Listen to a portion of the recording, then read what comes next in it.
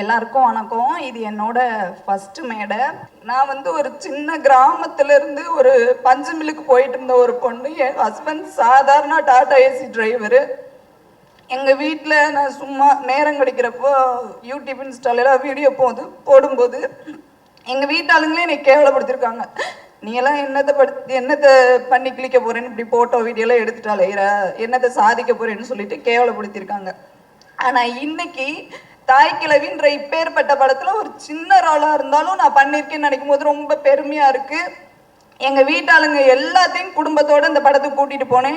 எல்லாரும் படம் பார்த்துட்டு சொன்ன ஒரே வார்த்தை, நீ இந்த படத்துல நடிச்சிருக்கேன்னு நாங்க வெளியே சொல்லிக்கிறதுக்கு எங்களுக்கு ரொம்ப பெருமையா இருக்குன்னு அவங்க சொன்னாங்க.